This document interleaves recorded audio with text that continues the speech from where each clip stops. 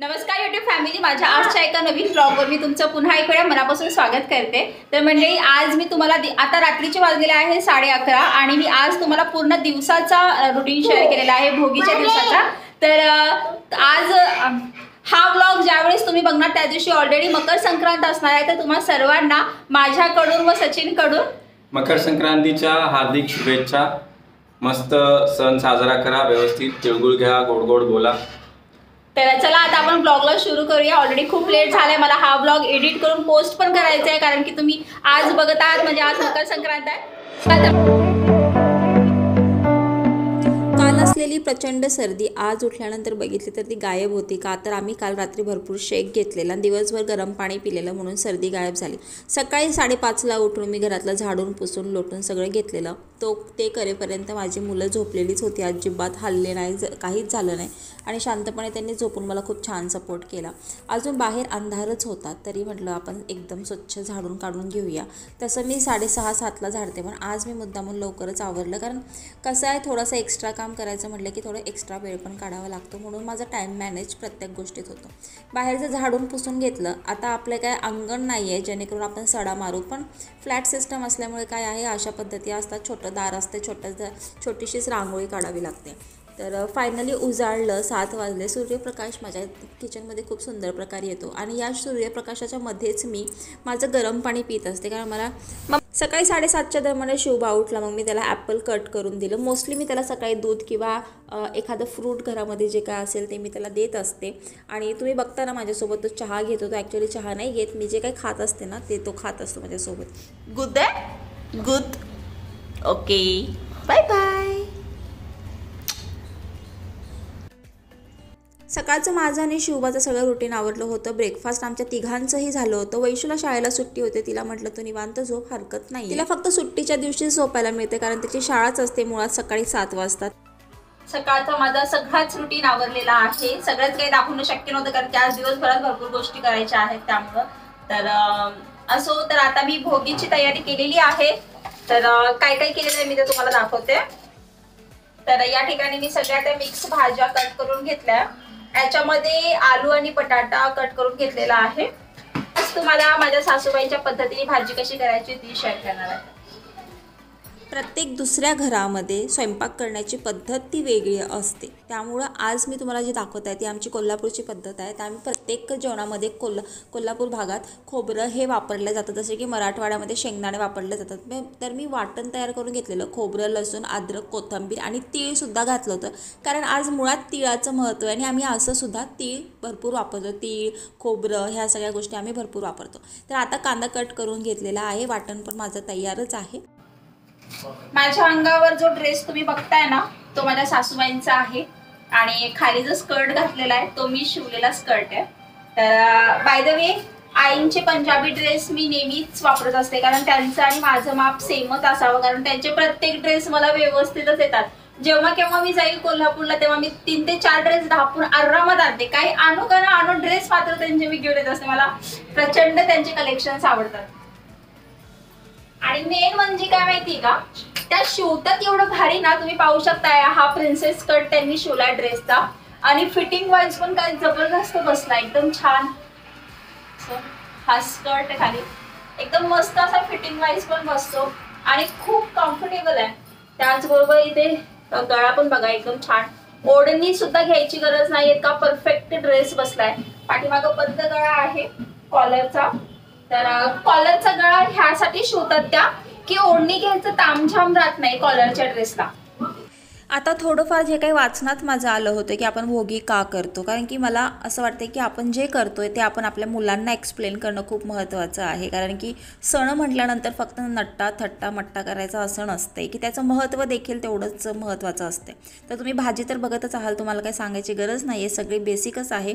तर आज मी तुम्हाला थोडंसं भोगीचं महत्त्व सांगते। भोगी म्हणजे उपभोगणे, हे भोग सर्वांनी एकत्र येऊन चांगल्या मनाने उपभोगा असं सांगितलेलं आहे। या महत्त्वाच्या दिवसाला आपण आपल्या मनातले मळ बाजूला ठेवून एकत्र येऊन छान एन्जॉय करणे हेच महत्त्वाचं आहे। या दिवशी बायका सकाळी उठून दारात सुंदर रांगोळी काढतात, छान झेंडूच्या फुलांनी सजवतात आणि तोरण वगैरे बांधलं जाते, घर स्वच्छ केलं जातं, छान स्वच्छ कपडे घातले जातात, नवीन नवीन वस्त्र। त्याचबरोबर मिश्र भाजी केली जाते। ह्याचं कारण हेच आहे की सिजनेबल भाज्या आपण नेहमी खायला पाहिजे आणि आपण आवर्जून कधीच ह्या सगळ्या भाज्या वेगळ्या आणणार नाही आणि करणार नाही असंही होतं। जसं की तीळ, बाजरीचं पीठ हे सगळं गरम आहे आणि आपण ह्या हिवाळ्यामध्ये गरम पदार्थ खाणे हे आपल्या शरीरासाठी पण तेवढेच चांगले असतात। म्हणजे प्रत्येक सणाला एक महत्त्व असतं। ह्याच्यावरून तर म्हणजे भाजी तर फायनली झालेली आहे, पण सर्वात मोठा टास्क म्हणजे तो आता आहे, कारण की करायच्या आहेत भाकरी।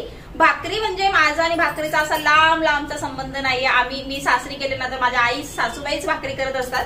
तर असो, आता बघूया, छोट्या छोट्या भाकरी करते पुरी सारख्या, कारण मला नाही माहिती की मला भाकरी जमेल का नाही आणि मला त्याचं काहीच वाटत नाही। मला ना म्हणजे आपण म्हणतो ना की एखाद्या गोष्टीपासून लांब राहायचं असेल तर ती कोणती गोष्ट आहे, ती म्हणजे भाकरी। मला खरंच येत नाही। मी माझ्या आई साहेबांना, मी माझ्या सासूबाईंना प्रॉमिस केलंय की तुम्हाला भाकरी मी तर नाही पण माझी वैशू नक्कीच खाऊ घालेल। ठीक आहे, असो, आता मी भाकरी करणार आहे, पण त्याच्या आधी आज जो ब्लॉग आपला येणार आहे ना त्याची एडिटिंग प्लस थंबनेल बनवायचं आहे, त्याच्यासाठी मी 15 मिनिटं बाजूला काढलेलं आहे। तर चला, थोडंसं पेंडिंग आहे पण ते करतील, त्यानंतर भाकरी करेल।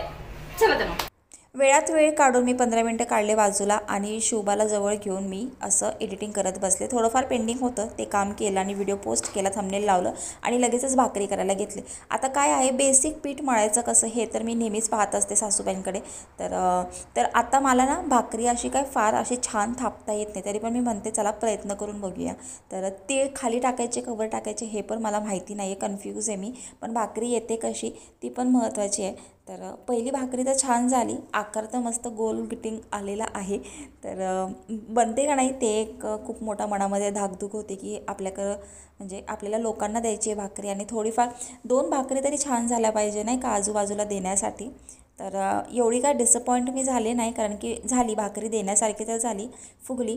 नंतर ना आकार गोल येईना झालं, माहीत नाही कसं काय, मग मी काय केलं डायरेक्ट लाटण्यावरती लाटलं आणि गरम पाणी टाकलं होतं पीठ मळताना, म्हणून ती पीठ पण छान मळलं गेलं। तर चक्क भाकरी एवढी जबरदस्त फुगली ना की मला माझ्यावरच कॉन्फिडन्स वाटायला लागलं की नाही चला आता पण भाकरी करू शकते। छोटी, फार मोठी नाही पण छोटी तर नक्कीच करू शकते। मग देवाला नैवेद्य दाखवला आणि देवाचं नैवेद्य झाल्यानंतर नामस्मरण केलं त्यांचं आणि नंतर मग मी माझ्या कामाला लागले। मी कालच रात्री आईंशी बोलले, म्हणजे सासूबाईंशी, म्हटलं आई माझ्याकडं कोरट्याची चटणी आणि लाह्याचे भात वगैरे ते जे काही असतं आपल्या म्हणजे कोल्हापूर साईडला ते सगळं अवेलेबल नाही आहे इथे, मी कसं करू काय करू। त्या बोलल्या तुझ्याकडे जे काही आहे त्यातनं तू कर, बाकीचं तर मी आहेच इथे करतीच आहे, तू काय काळजी करू नको, फक्त देवाकडे आशीर्वाद मागून घे, बाकी तू काहीच काळजी करू नको।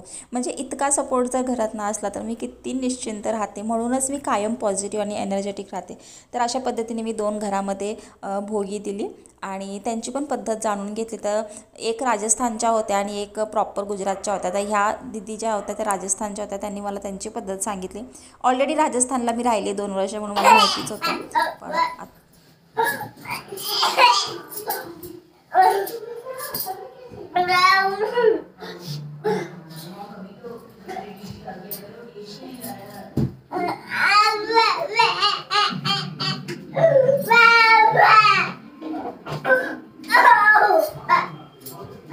चल चल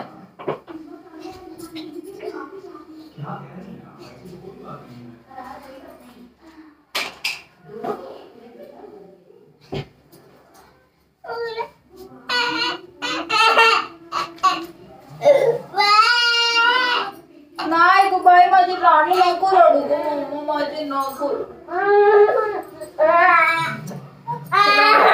आता आम्ही झोपतो, बाय बाय, बाय बाय करा, बाय बाय करा, बाय।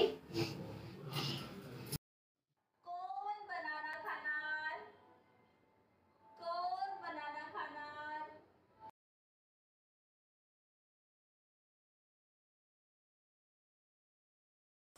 अचानक सचिननी घरात येऊन सरप्राईज दिलं। तो आज रात्री पण येणार नव्हता, डायरेक्ट मकर संक्रांतीच्या दिवशी सकाळी येणार होता, पण त्यांनी छान सरप्राईज दिला आणि आम्ही खूप खुश झालो। आणि ही आहे अशी अहमदाबादची भोगी, म्हणजे त्यांच्याकडं आजच संक्रांत केली जाते 14 तारखेला, आणि जशी दिवाळी असते त्याच पद्धतीने इथे संक्रांत केली जाते। एकदम फुल असं वाटत होतं की दिवाळीच आहे इथे, जणू काय एकदम छान वाटत होतं खरं। तर असं वेगवेगळ्या शहरामध्ये आम्ही राहतो ना, तर प्रत्येक ठिकाणचं आम्हाला कल्चर फील करायला मिळतं, तर भारी वाटतं. अचानक रात्रीला म्हणजे जवळपास 11:45 दरम्यान आईसाहेबांचा कॉल आला, म्हणजे सासूबाईंचा, आणि त्या मला दाखवत होत्या की मी घाऱ्या करते, आणि मी पण चक्क तेच दाखवलं. म्हणजे इतकं कोइन्सिडन्स. आणि तेच नाही तर आम्ही ताईंना ॲड केलं, माझ्या नंदूबाईला, त्यासुद्धा घाऱ्याच करत होत्या. म्हणजे ही कोल्हापुरी, आम्ही कोल्हापुरी माणसं ना एकाच टाईमला सगळं करत असतो. लय भारी वाटत होतं खरं.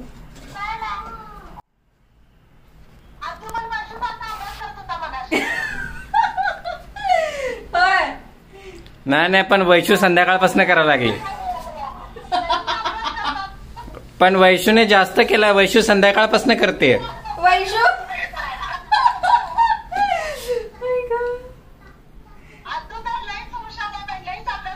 नाही, आदू हुशार आहे खरं. आता वैशूला आम्ही एक फटका देऊन अभ्यास बंद करणार आणि झोपवणार. आदूला किती द्यायचे?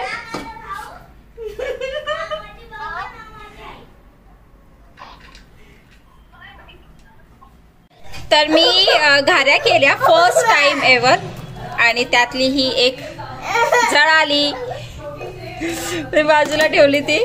पण बाकीच्या छान झाल्यात, सगळ्याच मस्त झाल्यात घाऱ्या. तर आपण सचिनला देऊया आणि बघूया त्याला कसे वाटतात म्हणून. जरा खाऊन सांगा, तुमच्याचसाठी केल्या आहेत आहो. खरा रिव्ह्यू द्यायचा, असं उगाच खोटं खोटं चांगलं आहे किंवा वाईट आहे असं नाही, एकदम खरं. नाही चांगलं खरं खुसखुशीत झालेत काय? पीठ कमी किंवा पण व्यवस्थित आहे. नाही एकदम व्यवस्थित. थँक्यू. बघू छान झाल्या म्हणतो तर आहे, झाल्याच असतील ते काय असं बोलत नाही, जळस्त एकदम. तर मंडळी रात्री 11:30 वाजता मी घाऱ्या केल्या, आणि घाऱ्या अप्रतिम झाल्या असं सचिन म्हणतंय. त्याला आवडल्यात प्रचंड. फर्स्ट टाइम केलाय. सासूबाईंना करताना बरेचदा पाहिलं आहे. रेसिपी आहे ती मी तुम्हाला शॉर्ट व्हिडिओद्वारे पोस्ट करेल. अदरवाईज तुम्हाला हवी असेल तर रेसिपी मी नेक्स्ट व्लॉगमध्ये ॲड करेल. चला तर मग आजचा व्लॉग ऑलरेडी खूप मोठा झाला आहे. आय होप तुम्ही एन्जॉय केला असेल. भेटूया उद्याच्या एका व्लॉगमध्ये. तोपर्यंत तुम्हा सर्वांना संक्रांतीच्या खूप खूप खूप साऱ्या शुभेच्छा.